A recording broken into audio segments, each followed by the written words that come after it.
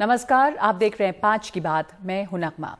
कल यानी कि 1 फरवरी को मोदी सरकार अपने दूसरे कार्यकाल का आखिरी पूर्ण बजट पेश करेगी। बजट के पहले सरकार ने आज आर्थिक सर्वे पेश किया। जैसा कि दस्तूर है, आर्थिक सर्वे के मुताबिक भारत की विकास दर 6.5% रहने का अनुमान है। ये है सरकार का आर्थिक सर्वे, लेकिन अंतर्राष्ट्रीय मुद्रा कोष यानी कि IMF के मुताबिक सरकार की जो विकास दर होगी वो 6.1% होगी। तो इसकी 6.1% पर भी जो बढ़ती हुई वैश्विक मंदी है और गिरते हुए रोजगार हैं, उसके बीच IMF की रिपोर्ट भारत के बारे में बहुत उम्मीद जगाती है। हालांकि ग्लोबल ग्रोथ 2023 में पहले की अपेक्षा कम रहने की संभावना है, लेकिन भारत की अर्थव्यवस्था को IMF ने एक ब्राइट स्पॉट बताया है। भारत की अर्थव्यवस्था अभी 6.8% की दर से बढ़ रही है। अगले फाइनेंशियल ईयर की पहली तिमाही में IMF ने इसे 6.1% पर आंका है। इस तरह की संभावना जताई गई है। आपको बताते हैं कि IMF यानी कि इंटरनेशनल मॉनेटरी फंड ने अपनी रिपोर्ट में क्या कहा है।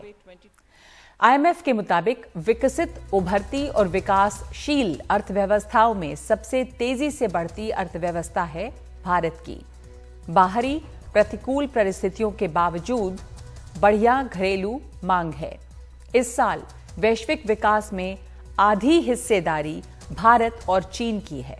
वैश्विक विकास का अनुमान 2.7% से बढ़कर 2.9% हुआ है।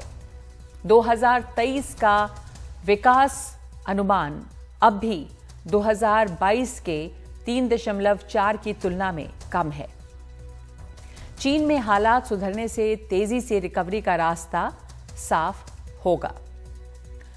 IMF की deputy managing director Geeta Gopinath ने ट्वीट किया है कि वैश्विक विकास कमजोर बना हुआ है, लेकिन ये एक महत्वपूर्ण मोड़ साबित हो सकता है। हमने हमारे 2022 और 2023 के विकास अनुमान को थोड़ा बढ़ाया है। वैश्विक विकास 2022 के 3.4% से धीमा होकर 2023 में 2.9% रहेगा और फिर 2024 में वापसी करके 3.1% तक पहुंच जाएगा।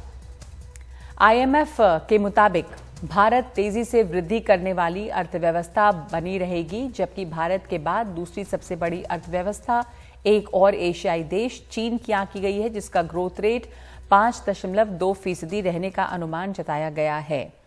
IMF का जो अनुमान है ग्लोबल ग्रोथ फोरकास्ट का, उसके मुताबिक भारत सबसे ऊपर है। IMF ने इस विकास दर को 6.1 पर आंका है। दूसरे नंबर पे चीन है 5.2 के साथ, और उसके बाद जापान 1.8 के साथ। यानी कि भारत, चीन और जापान, हालांकि इसमें भी फासला काफी है। अमेरिका की अर्थव्यवस्था 1.4% पर ग्रो करेगी और उसके बाद लगातार गिरावट देखी गई है। रूस तो 0.3% पे है। यूरोप के बड़े देश जैसे फ्रांस है, इटली है, जर्मनी है, ये सारे 1% से नीचे हैं इनकी जो विकास दर है। और यूके की जो विकास दर है वो ये नेगेटिव में है, 0.6%।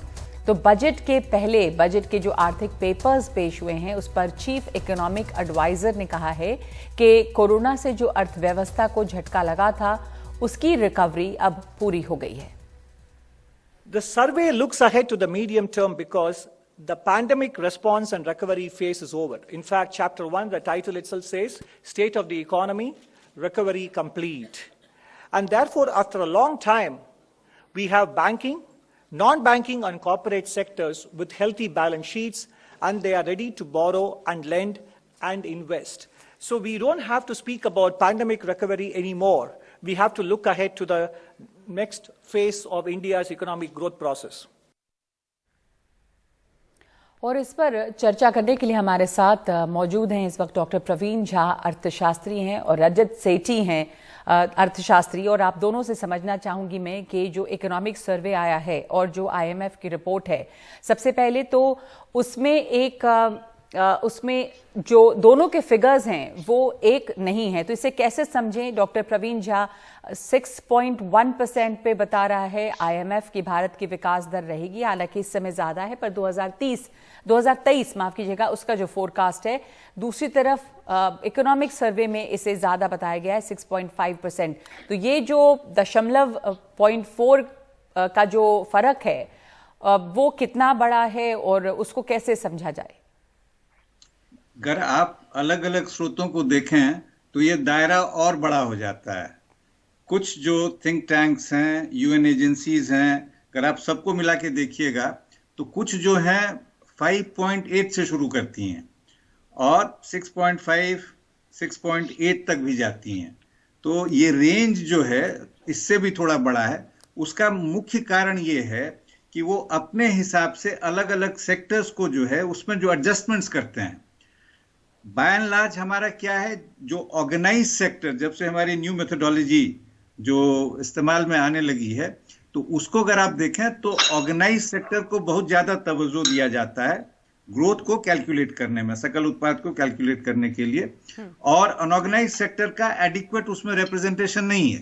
अगर आप उसको लेके देखें तब ये ग्रोथ रेट और भी नीचे चला जाएगा। तो अनऑर्गेनाइज सेक्टर को इसमें नहीं शामिल किया गया, इसलिए आप कह रहे हैं कि ये ग्रोथ रेट जो है वो ऊपर दिख रही है। जी जी जी। तो ये एक ऐसा विषय है जिसपे कि शायद बहुत कभी लंबी चर्चा करनी पड़ेगी। कि क्यों इसमें जो है अलग अलग किस्म से मेथोडोलॉजी में जो परिवर्तन हुए उससे क्या हो रहा है। बाहर की जो एजेंसीज हैं वो क्या करती हैं, वो भारत सरकार जो अपने आंकड़े देती है उसी के आधार पे करती है। उसके बाद भी जो है आईएमएफ कह रहा है कि 0.4% कम होगा, बेस उसका वही है, लेकिन वो वहां पे एडजस्ट करते हैं अपने हिसाब से, देख रहे हैं ट्रेंड्स और उन चीजों को लेकर। पर आईएमएफ ने जो एक और बात कही है उस पर भी मैं आपकी टिप्पणी चाहूंगी कि ग्लोबल अर्थव्यवस्था जो है उसकी ग्रोथ रेट काफी कम है, बल्कि यूरोप तो सुस्ती में चल ही रहा है, ज्यादातर 1% के भी नीचे है वहां पे ग्रोथ रेट। ऐसे में भारत को एक ब्राइट स्पॉट कहा गया है, और भारत है, उसके बाद चीन की अर्थव्यवस्था है, एशिया के देश हैं जो एक तरह से लीड ले रहे हैं। वो एक बहुत बड़ी आशा की किरण आपके लिए पेश करती है कि भारत जो है वो एक ब्राइट स्पॉट बना हुआ है और उसकी ग्रोथ रेट अच्छी रहेगी। इस तमाम वैश्विक मंदी हो या ऐसे भी जो मंदी छाई है या महंगाई बढ़ रही है या रोजगार के अपॉर्चुनिटीज कम हुए हैं, इन सब के बीच अगर ये ग्रोथ के फिगर्स हैं तो ये अच्छी खबर है। देखिए, ये ग्रोथ के जो फिगर्स हैं इसको अगर आप देखें, ये तकरीबन 40 वर्ष से यही कहानी है। चीन और भारत ये जो है औसतन फास्टेस्ट ग्रोइंग इकोनॉमीज रहे हैं फॉर ऑलमोस्ट 40 इयर्स। ठीक है ना।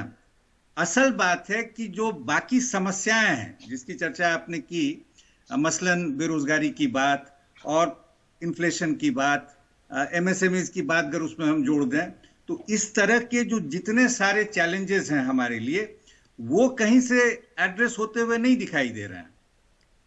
तो सिर्फ ग्रोथ का जो है, ग्रोथ अपने आप में अच्छी चीज है, लेकिन ग्रोथ फंडामेंटलिस्ट नहीं हो जाना चाहिए। ठीक है, बाकी चीजों पे क्या हो रहा है, फूड सिक्योरिटी, इनइक्वालिटी, रोजगार, एमएसएमईज, हमें इन सारी चीजों में जाना पड़ेगा। पर तो वो जो चैलेंजेस हैं उसके बारे में, लेकिन वो क्या सिग्निफाई, उसका कितना महत्व है रजत सेठी? बाकी समस्याएं अपनी जगह पर हैं, और दूसरे की जो विकसित देश हैं, जाहिर है कि वहां पे ग्रोथ रेट्स वैसी हाई नहीं होती। जो डेवलपिंग इकोनॉमीज हैं, जो इमर्जिंग इकोनॉमीज हैं, वहीं पे ग्रोथ रेट हाई होती है। तो इससे कितना खुश होने की जरूरत है, या इसका क्या मतलब है, मैं ये समझना चाहूंगी किसी भी आम दर्शक के लिए, कि अगर अमेरिका का ग्रोथ रेट जो है वो कम है और भारत का ग्रोथ रेट मान लीजिए 6.1% है, क्या मतलब हुआ इसका? नगमा जी, पहली चीज तो यह है कि कोई भी आर्थिक जानकार व्यक्ति भारत की ग्रोथ अमेरिका की ग्रोथ से कंपेयर नहीं करेगा। बिल्कुल। अमेरिका एक बड़े बेस पे बैठा हुआ है, उसका ग्रोथ का आंकड़ा एकदम अलग होगा। लेकिन मैं यहाँ पे प्रवीण झा जी से थोड़ा सा मत भिन्नता रखता हूँ जब वो कहते हैं कि ग्रोथ ऑब्सेशन नहीं होना चाहिए। कई सारे रिसर्चर्स इस पे भी बैठे हैं कि कौन सा सबसे सही सटीक आंकड़ा हो सकता है किसी भी अर्थव्यवस्था को अपनी संपूर्णता में समझने के लिए, और सबने लगभग ये माना है कि जीडीपी एक बेस्ट पॉसिबल इंडिकेटर तो है। अब आप देखिए, यहाँ पर कोई भी ये नहीं कह रहा कि भारत और अमेरिका की कंपैरिजन होनी चाहिए जीडीपी में, लेकिन जो 4-5 अच्छे ब्रिक्स देश होते थे जो कि इंजन होते थे, ग्रोथ इंजन होते थे पूरे विश्व का, पूरे विश्व की ग्रोथ को संभालते थे। आज अगर आप उन सब के भी बीच में कंपैरिजन करें, आप ब्राजील को उठाइए, साउथ अफ्रीका को उठाइए, चाइना को उठाइए और इंडिया, इन सारे देशों में अगर आप देखेंगी तो इंडिया सबसे आगे रहता है एक सोर्स ऑफ होप के पॉइंट ऑफ व्यू से। आज अगर किसी को देखना है कि कौन सा बड़ा देश पूरे विश्व का ग्रोथ का इंजन बनने का मादा रखता है तो वो भारत देश ही है। आप इसको भी ब्रेक करिए, जो ग्रोथ का नंबर प्रोजेक्ट हो रहा है 6.1 से 6.5%, आप इसको भी ब्रेक करेंगे। आप प्राइवेट कंजम्पशन आज 58% पे है। पिछले 7-8 सालों से कभी भी प्राइवेट कंजम्पशन में इतनी बड़ी उछाल नहीं देखी गई। आप अनएम्प्लॉयमेंट नंबर्स देखिए, वो आज जो पिछले साल वित्तीय वर्ष 9.1% थे, इस बार के इकोनॉमिक सर्वे में उसको क्लियरली 7.1 के आसपास बोला गया है। जो स्टार्टअप सेक्टर है, जिसके बारे में अर्थशास्त्री जनरली टिपिकली इवेट करते रहे हैं, लेकिन वो इतना बड़ा एक ड्राइविंग फोर्स बना है जॉब क्रिएशन के लिए कि स्टार्टअप सेक्टर अकेले के दम पे 9.5 लाख सीधे तौर पे जॉब्स क्रिएट। तो आप कह रहे हैं कि जो इनडायरेक्ट एम्प्लॉयमेंट के फिगर्स हैं उसमें सुधार आया है, जो बेरोजगारी है वहां पे कमी आई है। बिल्कुल, आप ये देखिए, आप पीएमआई देखिए, जो मैन्युफैक्चरिंग पीएमआई है वो ऑल टाइम हाई पे है। लेकिन एक बड़ी प्राइवेट सेक्टर कर रहे हैं वो अपने वो पॉजिटिव लेवल पे है। तो जितने भी आपको लगता है रजत सिंह की जो दुनिया भर में मंदी है और हम दुनिया में जो हो रहा है उसका असर भारत में भी दिख रहा है, क्योंकि वहां पे कुछ भारतीय भी हैं, जैसे अमेरिका की टेक कंपनीज, और जो छटनी हो रही है उसमें से एक अनुमान में कहा जा रहा था कि एक बड़ी तादाद है, 30-40% लोग हैं जो कि इंडियन हैं, जो टेक कंपनीज में नौकरियां गई हैं। तो वहां पे यहाँ देखिए स्विगी है, जोमैटो है, बायजूस है, एक के बाद एक तांता लगा हुआ है जहां पे छटनी हो रही है। इसका असर भी पड़ेगा। अभी ये जो अनएम्प्लॉयमेंट के फिगर्स आप बता रहे हैं कि बेहतर हुए हैं, पर अब जो दिख रहा है वो तो बेरोजगारी और ज्यादा इस वक्त बढ़ती हुई नजर आ रही है, वो आगे रिफ्लेक्ट करेगी। देखिए नगमा जी, आई थिंक ये जो आईएमएफ ने भी प्रोजेक्शन किया है 6.1% का और थोड़ा सा जो कम किया है, उसका मूल कारण है वैश्विक मंदी। ये तो क्लियर है कि 2023 में सेंटिमेंट्स उतने पॉजिटिव तो नहीं रहने वाले जो 2022 में थे। उसका एक कैस्केडिंग इफेक्ट हमारे एक्सपोर्ट्स पर भी पड़ेगा, हमारे एक्सपोर्ट्स पर भी इसका कुप्रभाव, नेगेटिव इंपैक्ट जरूर आएगा। इसीलिए मैं बोल रहा हूं कि इस पे अनएम्प्लॉयमेंट पे भी खतरा आ सकता है, आपके आईटी सेक्टर को भी खतरा आ सकता है। और इंडिया में एक बहुत बड़ी समस्या जो कि प्रवीण झा ने अभी जिसकी तरफ इशारा किया कि जो अनऑर्गेनाइज सेक्टर है उसको हम देखते नहीं जब हम ग्रोथ के आंकड़े देखते हैं, तो इसलिए ये बहुत फॉल्टी है। मैं तो आंकड़े अगर आप देखिए, जिस तरह से क्रेडिट ऑफटेक हुआ है एमएसएमई सेक्टर्स का ही, अनऑर्गेनाइज सेक्टर का ही देखिए, तो वो 30% ग्रोथ पे है वहां पे क्रेडिट। तो ये तो बेमानी होगी कि अगर आप इतने बड़े क्रेडिट ऑफटेक को एकदम इग्नोर कर दें और आप ये माने कि इसमें ग्रोथ हो ही नहीं रही है। मंदी में तो कोई उठा के क्रेडिट नहीं ले लेता ना। तो बड़े क्लियर डेटा, एम्प्लॉयमेंट के फिगर्स आपने जैसा बताया कि एम्प्लॉयमेंट के फिगर्स जो हैं वो ज्यादा अच्छे दिख रहे हैं इस समय, यानी कि बेरोजगारी दर कम हुई है। प्रवीण झा, आपकी इस पर कोई टिप्पणी? नहीं, मैं बिल्कुल इससे इत्तेफाक नहीं रखता हूं। जहां तक अनएम्प्लॉयमेंट की जो समस्या है, बेरोजगारी है इस देश में, आप मतलब रजत जानते होंगे कि पिछले कई वर्षों से जो स्थिति रही है, एक पीरियड तो हमारा ये था जब जॉब लॉस ग्रोथ चल रहा था। मैं आपको 14, 15, 16, 17 इस सब के आंकड़े आप देखिए, बड़े स्पष्ट हैं ये आंकड़े। जो आरबीआई क्लेम्स डेटा जो है इससे बहुत स्पष्ट निकला। उसके बाद हमारा पैंडेमिक हो गया, आप समझ ही सकते हैं कि पैंडेमिक में जो दुर्गति हुई हमारी, उसके बाद से जो सीएमआई के फिगर्स आप देखिए ना, रेगुलर आंकड़े आते रहते हैं, हर महीने आते हैं।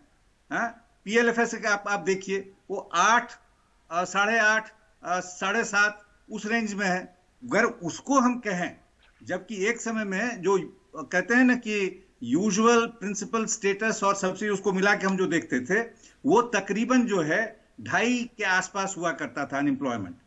वो पिछले समझिए कि 7-8 साल पहले ये पहुंच गया 17-18 का फिगर आपको मैं बता रहा हूं। उस समय ये कहां पहुंच गया? 45 साल में हाईएस्ट लेवल पे, और उसी के आसपास घूम रहा है ये। जब उसी के आसपास ये घूम रहा है तो ये किसी का भी रजत ने बताया कि वो, रजत आप उसमें जोड़ना चाह रहे हैं 9% से 7% पे आए। जी तो बेसिकली जिस रेंज में वो है ना उसको तो, और दूसरी बात, अब चूंकि एमएसएमएस की बात हमने की थी, ये बस एक थोड़ा सा एक जो महत्वपूर्ण बात मैं कहना चाहता हूं, एमएसएमईज में जो है माइक्रो जो है एमएसएमईज का जो टोटल है ना, उसका ऑलमोस्ट 95-96% के आसपास अकाउंट करता है, उससे भी ज्यादा है। माइक्रो के पास कहां क्या जा रहा है, कौन सा क्रेडिट ऑफ टेक वहां पे है? अगर आप उसमें देखें जितना लोन जाता है उससे क्या आप कोई रोजगार का सृजन कर सकते हैं? आप मुद्रा लोन की बात कर लीजिए। जी जी ठीक है। रजत, आप क्या जोड़ना चाह रहे थे? माफ कीजिएगा, मैं आपको बीच में काट रही हूँ प्रवीण जी, क्योंकि हमारे पास अब कम समय है। रजत, आप इसमें क्या कहना, आपकी आपत्ति क्या थी? देखिए नगमा जी, मिनिस्ट्री ऑफ लेबर ने बड़ा क्लियरली बोला है कि सीएमआई के जो मेथोडोलॉजीज हैं उसमें समस्या है।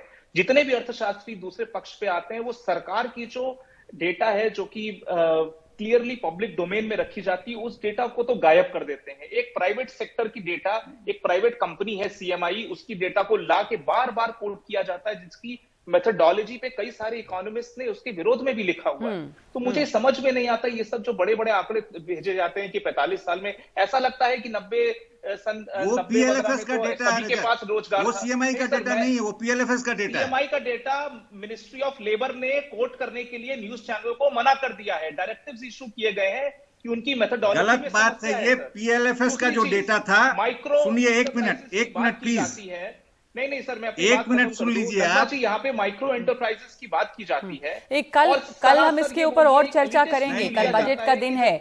इस समय एक आखिरी कमेंट मैं ये लेना चाहती हूँ आपसे प्रवीण जी के, अब ये जो भारत की तस्वीर दिख रही है, एक दुनिया में सबसे अच्छी ग्रोथ रेट भारत की है और तमाम जो प्रतिकूल परिस्थितियां रही उसके बावजूद यहाँ पर उम्मीद दिखती है, ये अच्छी खबर लगती है आपको या आप नाउम्मीद हैं बीबी? प्रवीण जी मुझसे पूछ रही हैं। देखिए मैं ये नहीं कह रहा हूं कि ग्रोथ को जो है, ग्रोथ फिगर्स को आप बिल्कुल सीरियसली ना लें। मुख्य बात ये है कि ग्रोथ से क्या हो सकता है, क्या नहीं हो सकता है। अब आप 80s का ग्रोथ रेट लेके देखिए, उस समय 5-5.5% था और उस समय लेबर अब्जॉर्प्शन प्रतिवर्ष जो है उसका फिगर 2% के आसपास है। तो स्ट्रक्चर ऑफ ग्रोथ जो है उतना ही जरूरी है। ठीक है, आपका सवाल ये है कि ग्रोथ तो है लेकिन स्ट्रक्चर ऑफ ग्रोथ क्या है, इसमें कितना इंक्लूसिव ये ग्रोथ है, ये भी एक बहुत बड़ा सवाल होगा। धन्यवाद अभी के लिए आप दोनों का। बजट पे कल हम फिर चर्चा करेंगे। माफ कीजिएगा, इस वक्त इतना ही वक्त है मेरे पास। एक ब्रेक लूंगी मैं अभी 5 की बात में, और उसके आगे बढ़ते भारत की एक और कहानी जो तस्वीर दिखा रही है इसरो।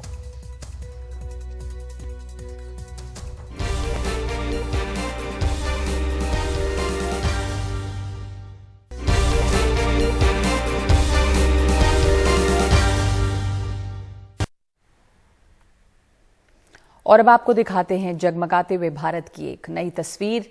भारत रात के वक्त ज्यादा चमक रहा है।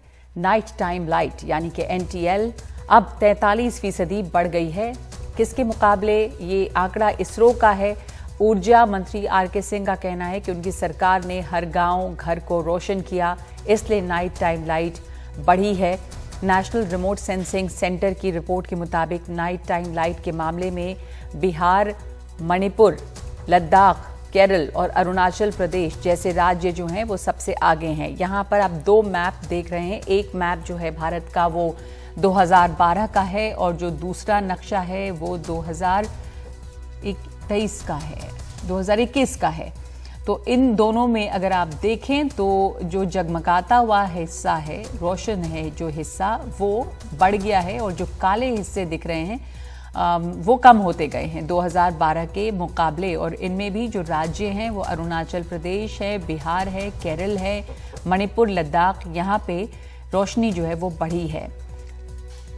हमारे साथ मेरे सहयोगी परिमल मौजूद हैं इस वक्त। परिमल, इन दोनों नक्शे में जो दिखाई दे रहा है, पहले तो आप मुझे समझाइए हमारे दर्शकों को कि क्या, कितना बढ़ा, कितना डिफरेंस है, क्या मतलब है इसके? देखिए, नाइट टाइम लाइट अगर आम बोलचाल की भाषा में नगमा समझे तो रात के वक्त में जहां कहीं भी रोशनी आ रही है उसको कैप्चर करने की कोशिश हुई है।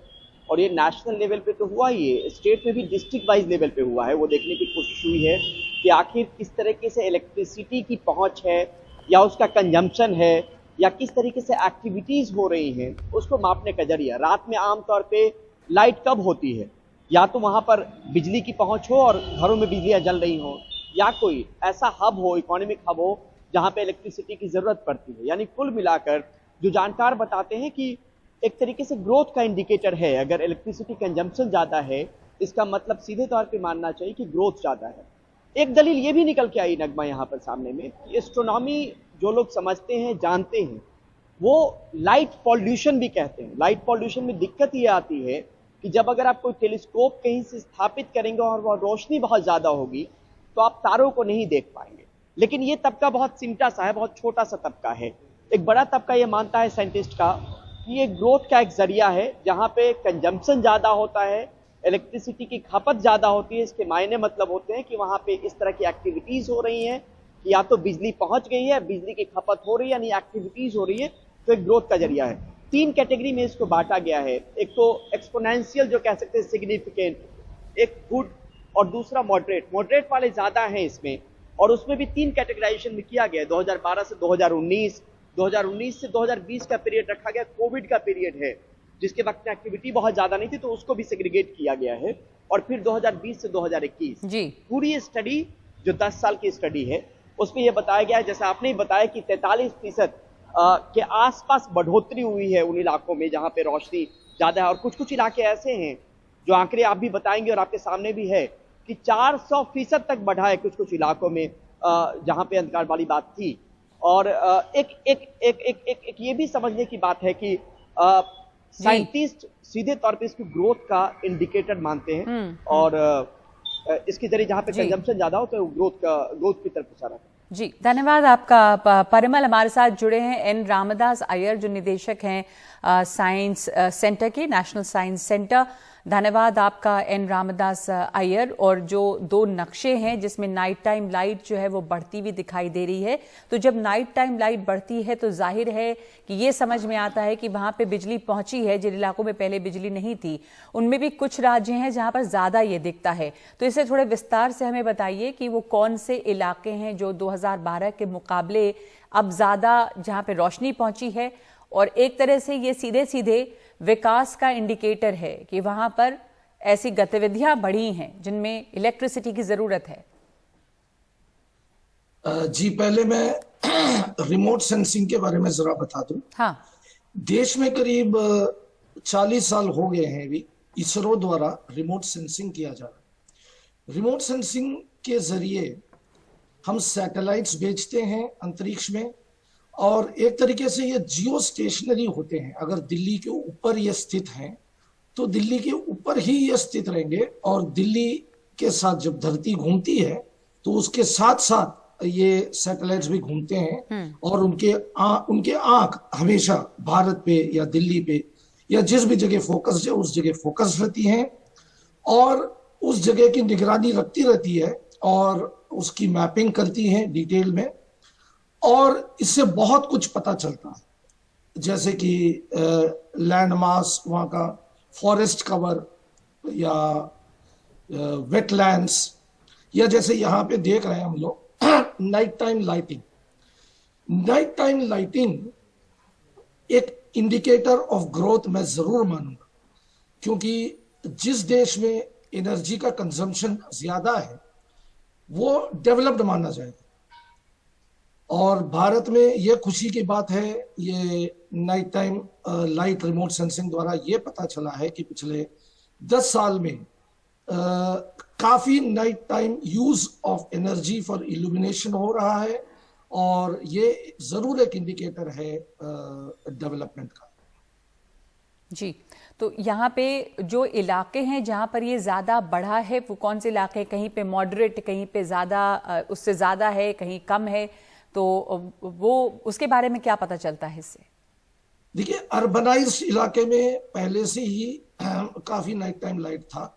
बड़े सिटीज जो थे उस दौरान 2012 में या उसके भी पहले, वहां पे तो नाइट टाइम लाइट तो थे ही, लेकिन अभी देखा जा रहा है कि इसका डिस्ट्रीब्यूशन काफी ज्यादा हुआ है, और रूरल एरियाज में भी हम देख रहे हैं कि नाइट टाइम लाइट काफी बढ़ गया है। तो इससे ये बात समझ आती है कि अर्बनाइजेशन देश भर में फैल रहा है, और उन प्रदेशों में जो लार्जली रूरल थे वो भी अभी अर्बन हो रहे हैं और वहाँ पे भी एनर्जी अवेलेबिलिटी बढ़ी है। तो ये जरूर एक डेवलपमेंट का इंडिकेटर है। जैसे कुछ स्टेट्स में हम देख रहे हैं जो ट्रेडिशनली एग्रीकल्चरल स्टेट्स थे, वहाँ पे भी नाइट टाइम लाइट बढ़ रहा। और ये 2012 का मैप है पहले वाला, और अभी का हम देख रहे हैं तो ये लगभग 11 साल है, जिसमें कि बताया जा रहा है कि 43% ज्यादा हो गई है नाइट टाइम लाइट। तो डायरेक्टली हम लोग इसको कोरिलेट कर सकते हैं, डेवलपमेंट काफी ज्यादा हुआ है, करीब 43% ही डेवलपमेंट काफी ज्यादा हुआ है। डायरेक्ट कोरिलेशन हम इसको कर सकते हैं, डायरेक्ट कोरिलेशन डेवलपमेंट काफी ज्यादा भी हुआ होगा, लेकिन ये नाइट टाइम लाइट एक प्रोपोर्शनेट इंडिकेटर है डेवलपमेंट। ठीक है, तो विकास का एक प्रोपोर्शनेट इंडिकेटर है, एक सूचकांक है कि हाँ विकास हुआ, तभी वहां पे बिजली पहुंची है इन इलाकों में। 43% इसमें बढ़ोतरी देखी गई है नाइट टाइम लाइट में। एन रामादास आयर, निदेशक साइंस सेंटर, हमारे साथ जुड़े थे। धन्यवाद आपका बहुत हमारे साथ शामिल होने के लिए और इसे एक्सप्लेन करने के लिए, समझाने के लिए। एक ब्रेक ले रहे हैं हम, और ब्रेक के बाद खबर ऑस्ट्रेलिया की, लगातार मंदिरों पर हो रहे हमले, आखिर क्या है वजह। ब्रेक के बाद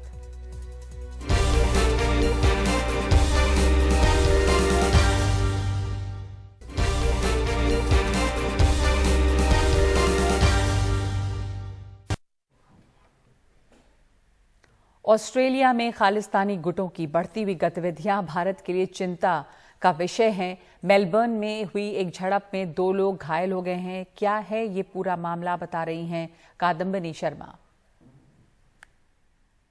भारत और ऑस्ट्रेलिया के संबंध जहां दिनों दिन मजबूत होते जा रहे हैं, वहीं इस बीच मेलबोर्न में ऐसा कुछ हुआ है जिससे कि समस्या खड़ी हो गई है।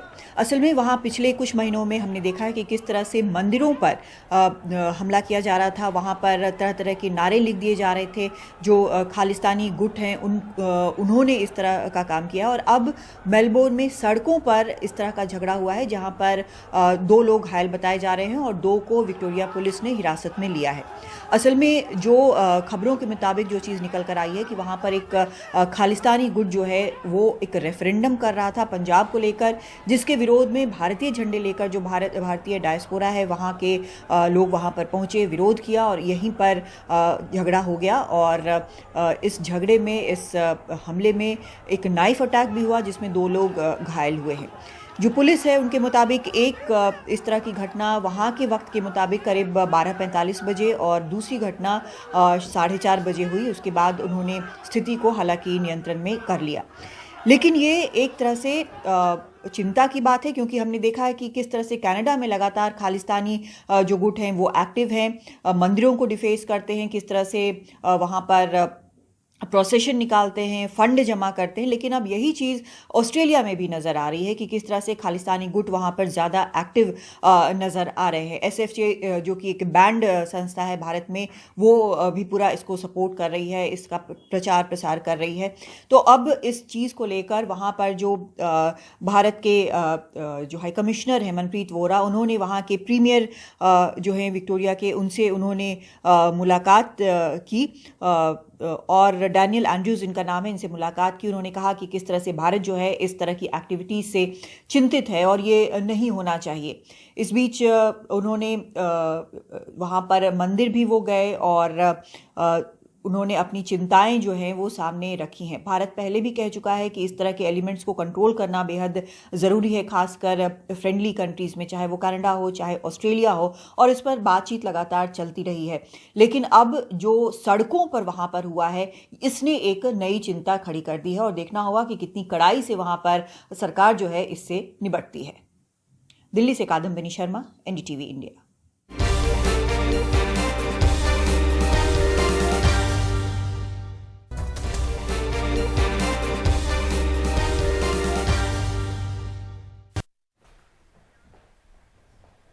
आंध्र प्रदेश की राजधानी को लेकर एक बड़ा ऐलान हुआ है। चीफ मिनिस्टर जगन मोहन रेड्डी ने कहा है कि अब विशाखापट्टनम आंध्र प्रदेश की नई राजधानी होगी।